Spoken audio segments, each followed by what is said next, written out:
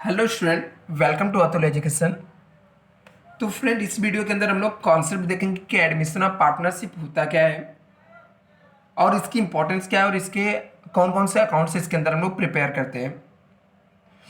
तो सिंपल सा admission of partners parts होता है रिकॉन्स्टिट्यूशन ऑफ पार्टनरशिप। मतलब पार्टनरशिप को हम लोग जब रिकॉन्स्टिट्यूशन मीन्स वापस से जब हम लोग बनाते हैं तो एडमिशन ऑफ पार्टनर्स उसके अंदर एक कॉन्सेप्ट है।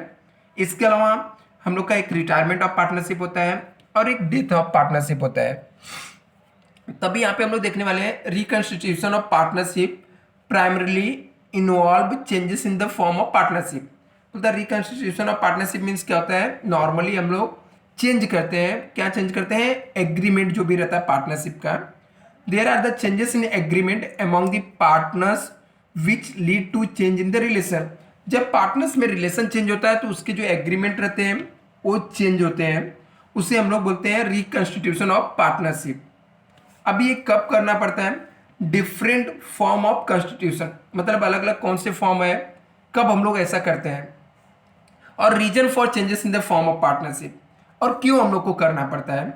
मतलब जो हमारा पुराना एग्रीमेंट रहता है वो एग्रीमेंट हम लोग को क्यों चेंजेस करना रहता है, रिकॉन्स्टिट्यूशन कब करते हैं हम लोग पार्टनरशिप फॉर्म का। तो यहाँ पे है रीजन पहला, changes in profit of existing partner. Existing partner जो रहता है उसको पहले जो प्रॉफिट मिलता था वो प्रॉफिट को यदि आपको चेंज करना है, वो प्रॉफिट को आपको क्या करना है, चेंज करना है, तो हम लोग क्या करते हैं, रिकॉन्स्टिट्यूशन ऑफ पार्टनरशिप करते हैं।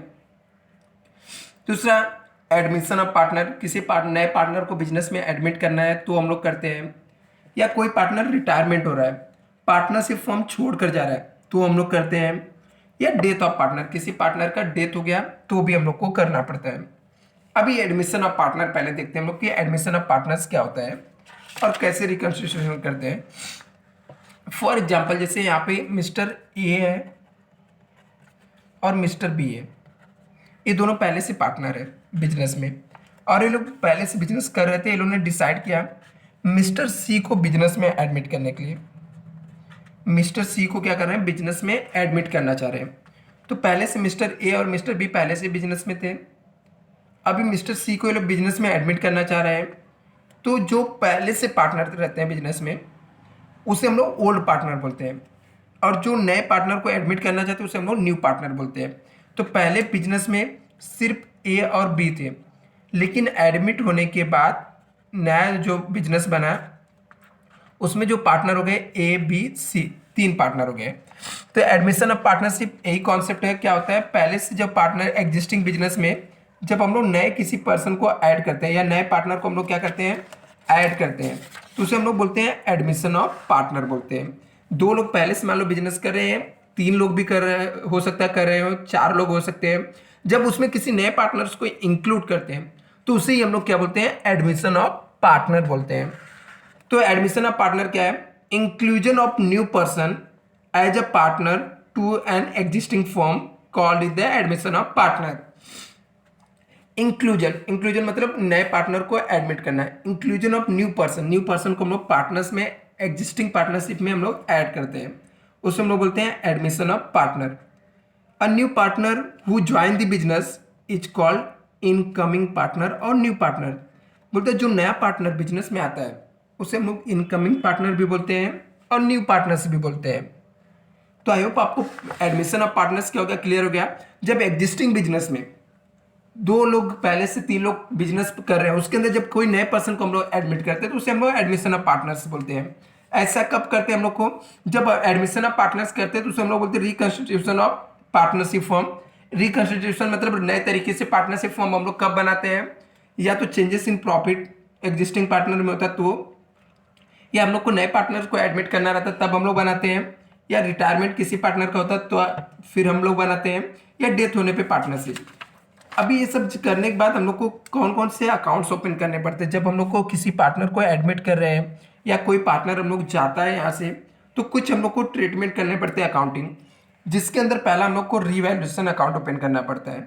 उसका दूसरा नाम होता है profit and loss adjustment account. ये अकाउंट्स हम लोग को क्यों ओपन करना पड़ता है, क्योंकि हम लोग रीवैल्यूएशन करते हैं एसेट्स एंड लायबिलिटीज।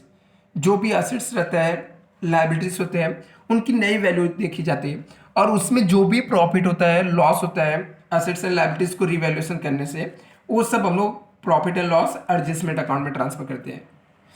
फिर हम लोग को नया पार्टनर बिजनेस में एडमिट होता है तो उसके लिए हम लोग को गुडविल के कुछ एडजस्टमेंट करने पड़ते हैं, क्योंकि गुडविल गुडविल का जो एडजस्टमेंट रहता है, कोई पार्टनर एडमिट होता है तो भी करते हैं हम लोग, कोई पार्टनर का डेथ होता है तो भी करते हैं, या फिर कोई पार्टनर बिजनेस छोड़ के जा रहा है तो भी हम लोग सॉरी करते हैं रिटायरमेंट के टाइम पे। तो तीनों में अलग अलग इसके कॉन्सेप्ट होते हैं। तो एडमिशन के टाइम गुडविल में ये लोग अपने जो ओल्ड पार्टनर रहते हैं वो लोग सेक्रीफाई करते हैं, क्योंकि नया पार्टनर आने की वजह से उनका जो इतना रेपुटेशन वो बनाए रहते हैं, जो इसके बिजनेस की इतनी वैल्यू रहती है, तो उसको में कितना ये सेक्रीफाई कर रहे हैं, तो एक सेक्रीफाई रेशियो निकाल के हम लोग को एडजस्ट करना पड़ता है गुडविल का। एक हम लोग क्या करते हैं यहाँ पे, कोई पहले से प्रॉफिट रहता है या जो भी हम लोग का रिवैल्यूएशन का प्रॉफिट होता है सब हम लोग ओल्ड पार्टनर को दे देते हैं ओल्ड रेशियो में। जो भी हम लोग का रिवैल्यूएशन करने से असेट्स एंड लायबिलिटीज में जो भी रिवैल्यूट करने से हम लोग को प्रॉफिट या लॉस होता है, ए टू जेड कुछ भी हो सकता है, प्रॉफिट या लॉस कुछ भी हो, तो जो प्रॉफिट एंड लॉस होता है वो हम लोग क्या करते हैं ओल्ड पार्टनर को डिस्ट्रीब्यूट कर देते हैं। इन केस आपके आप में पहले से कुछ मान लो पहले से हमारे पास से कुछ पुराने वाले बैलेंस शीट में प्रॉफिट है, रिजर्व है, तो भी अमाउंट हम लोग क्या करते हैं पार्टनर्स को डिवाइड करके दे देते हैं, किसको ओल्ड पार्टनर्स को देते हैं। फिर हम लोग को बैलेंस शीट को भी रीचेंज करना पड़ता है, क्योंकि एडमिशन होने के बाद नए पार्टनर आने के बाद बैलेंस शीट का भी स्ट्रक्चर चेंज हो जाएगा।